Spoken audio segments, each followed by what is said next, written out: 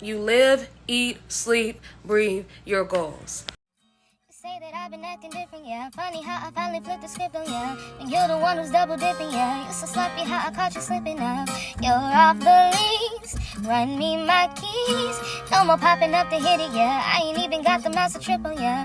New phone, who is this? Brand new, like the whip. Break it up, no assist. Man, bitch, I ain't average. Wake up, need a zip, Hennessy, take a sip. Hey y'all, and welcome back to my YouTube channel. Okay, so this video is all about how you can get into nursing school and how I got into nursing school. So I'm going to tell you guys some of the things that I did and some of the advice that I would have needed or that would have been beneficial to me so that I can get where I'm trying to go faster. Also, this wall still isn't finished. So yeah, that's why, it looks like that. Okay, so it's going to be broken into 4 or 5 sections. First section will deal with classes / GPA. The second section will deal with the HESI exam. The third section will deal with study tips. And the fourth section will be just lifestyle stuff that you can do that'll help keep you focused, so on and so forth.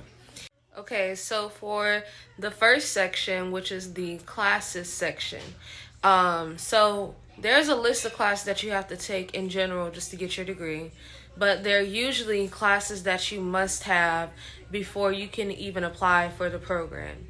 Those are the classes that I'm talking about. Usually it's anatomy 1 and 2, the labs, microbiology, elementary statistics, and your English class. Take those classes not only before applying for the nursing program, take them before taking your HESI, because the HESI is going to cover all of those topics. And then also make sure that when you are taking your classes that you are giving it your best, because your GPA is also super important and you don't want to have to retake any classes because you lose time. So yeah, make sure you take those classes before taking the HESI, or at least that's my advice. And I give that advice because I took everything but microbiology before taking the HESI, and I passed everything but microbiology. And so I do feel like that there is a correlation between students who take those classes prior to taking the HESI and ones who don't.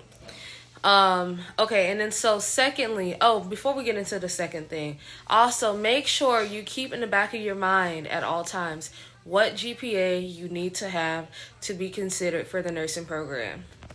When I was a freshman in college, I was not paying attention to that. I didn't even look into it really as much as I should have. So make sure you know what the requirements are going into your freshman year of school and that you are aware of what grades you need to have. Okay, second is the HESI exam itself. The first tip goes hand in hand with this because I did not study for the HESI. At least not the first time. And that's how I know the classes that you take really will help you on the HESI, because I got an 80 the first time and I did not study whatsoever. And I see a lot of people that struggle on the HESI, and it makes me wonder or want to ask them, hey, did you guys take anatomy and physiology, microbiology, and all that stuff? And if you did, how long has it been since you've taken it? Because you want to take it while that stuff is fresh on your mind. But when it comes to taking the HESI, like I said, the sections are usually A&P, biology, math. I think there's English and vocabulary and maybe writing. So it all goes hand in hand with those classes that we talked about earlier. Okay, so also for the second part of this, when it comes to the HESI exam, don't overthink it, because either you know it or you don't. And it's really just that simple. Either you know it or you don't. Overthinking it is not going to do anything but, really just stress you out, honestly. And that's kind of unnecessary, and that's not what you need at that moment in time. Just make sure you've taken the classes, you've studied, which is going to be the third thing. and then show up to the test confident. Don't be anxious about anything, because if you are, that could actually hurt you.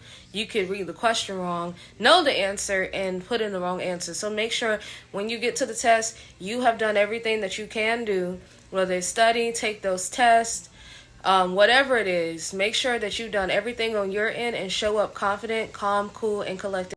Okay, part 3. And now that I think about it, I should have did part 2 last, but it's okay. Part 3 is studying. So this is for my students who want to ensure that you are going to pass that HESI exam. Studying is not always necessary. It wasn't necessarily necessary for me for the parts that I had already taken the class for. But I will say studying is going to be that extra step that takes you from getting a B to an A. And I am literally an example of that. So the first time I took the HESI, I got B's on every section but biology, because I did not take microbiology. So that let me know, hey, okay, I need to study this section, because I waited so long after I had taken microbiology to retake the biology portion. And when it comes to study materials, do not overthink it. I know there's lots of groups on Facebook that have like the answers or some crap going around. I didn't use that, to be honest. That whole thing stressed me out. I like to be more organized. I just went to my local bookstore, which where I'm at is Books A Million. I got the HESI A2 prep booklet, and I studied the biology portion, and literally everything that I studied was on the HESI exam. I went from a 70 on the biology portion to a 93. I only studied that book maybe 2 or 3 times, and it was only like 10 pages. Didn't even take like 2 hours to study each time. So make sure that you're going and getting these booklets, because that was beneficial for me. I can't speak to anything else. I know other people say like the HESI A2 Prep app is good. I didn't use it. I didn't like it. But the book is great. Okay, and then part 4 is just lifestyle hacks that kind of help you make sure that your mind is in the right place and that you're focused, so that you can keep your goals at the forefront of your brain. So what I did, I started making vision boards, and if you guys want to see my vision boards, I can do a video on that, showing you guys my vision boards. Actually, when I complete this wall, they will actually be on this wall in picture form, along with like some pictures of myself. I really strongly believe in creating vision boards. I also just created goal list where I wrote out on my iPad in the notes section what my goals are. And then like I just did what was necessary to get to those goals as well, and then just trusted that God would, do the rest, and he did, honestly. So that's my tip, like lifestyle. And then also watch what you consume. Me, all I'm watching, or all I was watching, and even still now, is stuff dealing with the nursing program. When I go to YouTube, I look up how to get into the nursing program, how I studied for this. Now that I'm accepted into the nursing program, I'm looking up things about how can I pass this class, or how can I pass the NCLEX or the HESI exit exam. Make sure that your focus is truly on your goals, and like you will do it literally cannot go any other way. Like, you're working towards your goals.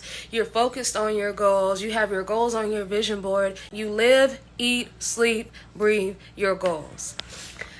And, maybe for some people that could be too much, but that's just how I am. That's how I did it. And I saw that when I really, truly focused on it, I was successful, and I did everything that I needed to do.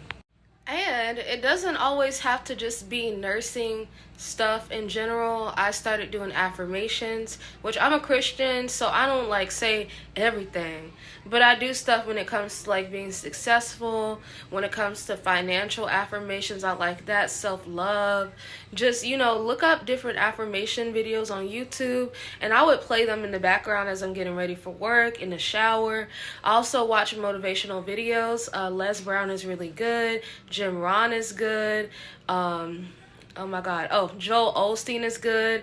I like Sarah Jakes Roberts. She preaches more, but I still feel like she's good for motivation as well. So find what it is that motivates you and make sure like you come up with a routine that includes like some type of daily motivation, and then also visualize your goals. So I purposely make sure that I look back at my vision board every single day. And then so like my screensavers or my lock screen on my iPad is a vision board. My lock screen on my cell phone is one of my other vision boards. And I have different ones as well, which I'll cover it if you guys want. Just comment below and let me know. Anywho, I don't want to prolong the video. I kind of already said everything that I needed to say. If you have any questions or comments, just leave it below. And thank you guys so much for staying to the end of the video. Make sure that you like, comment, and subscribe. And I'll see you guys on the next video.